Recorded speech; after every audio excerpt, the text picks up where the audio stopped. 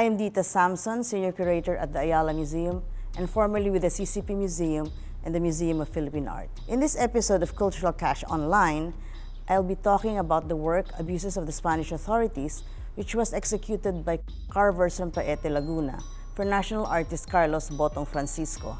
This work from the Cultural Center of the Philippines collection is currently located just outside the CCP Tanghalang Huseng Batute. So I would often gaze at its shiny wooden surface while waiting to get on the elevator.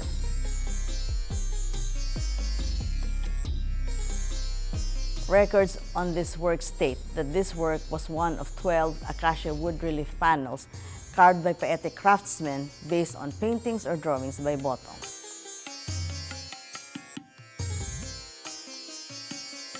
This one panel was acquired for the CCP collection during the term of Artistic Director Nicanor Tiongson. The entire work was exhibited at the Philippine Pavilion 1964 New York World's Fair in Corona, Queens. With this panel's title, Abuses of the Spanish Authorities, the 12-panel work most likely showcased Philippine history in keeping with the theme of the World Fair, Peace Through Understanding. We can discern Botong's hand, which did not physically wield a carver's chisel, in the lines and details present in the wooden mural, especially in the human figures and visual motifs anchoring the various tableaux. As one of the artists comprising the triumvirate of modern art, with Victoria Edades and Galo Ocampo, who had executed groundbreaking murals in 1930s Manila, Botong had utilized the modernist flat surface and the prevailing Art Deco fashion in building interiors. The pictorial space in the murals have a layering of various images, tapestry-like, on a wide wall surface and a color palette with no strong contrast that soothes the eye and guides the viewer's gaze. Botong's skill in depicting an overview of history within a tight compositional space is in full display in this work. At the center of the mural are the figures of a Spanish friar and an army officer, with natives kneeling or with bowed heads showing obeisance towards authority. The friar and natives are shown in profile, with the army officer in a frontal pose in their midst. A lean figure in contrast to the rotund robed friar. Next to the natives is a garrote in action. On the upper right side are workers in heavy labor, lifting or carrying a massive weight. On the left side, we see soldiers subjugating shackled and captured prey. It is a triangular composition, the friar and officer at the center, with the laborers and soldiers on opposite sides. Small, intimate poses complete the scenario. A mother holding her infant close, with her hair bun and hair strands rendered skillfully. A worker's back, shoulder, and arm bearing a wooden beam. At the back of the friar is a boy wearing a hat with eyes looking upward, perhaps symbolizing the future. Integral to Botong's body of work is his contribution to mural painting, especially of historical themes.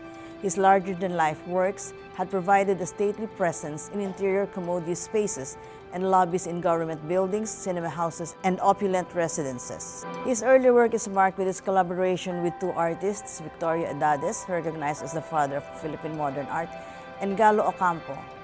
In the Philippine modern art narrative, their group is called the Triumvirate of Modern Art. With two artists working with him, Edades had continued his advocacy of modernism through collaborative public work. They had painted several murals for movie theaters commissioned by architect Juan Nakpil. However, the murals Rising Philippines at the Capitol Theater and Music at the State Theater did not survive World War II. The only extant mural is Mother Nature and Her Bountiful Fruits, also known as Interaction, dated 1935, and now in a private collection.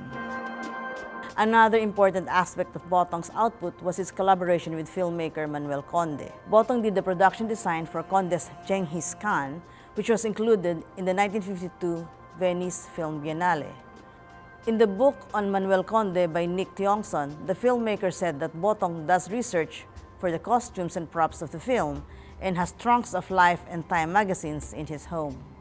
It was also in 1964 when Botong completed the grand mural, The Filipino Struggles Through History, commissioned by then-Mayor Antonio Villegas for the Manila City Hall.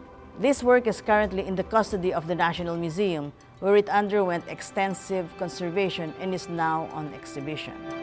The drawings or paintings Botong executed for these 12 wood relief panels commissioned for the 1964 World's Fair are part of a series of works through the years that similarly depict highlights of Philippine history. The series of watercolor sketches measuring 43 by 563 centimeters end to end has 12 sections or 12 historic periods that adjoin seamlessly in a narrative flow. The sketches were later executed in a gigantic mural measuring 2.43 by 88 meters with the title 500 Years of Philippine History. Botong was able to fuse modernist flat perspective and cinematic montage, the result of his collaborations with both Edades and Conde, in large major works where we can see his visual equivalent to the movement of images and unfolding of a nation's history. It is also important to note that Edades, Conde, and Botong are all national artists.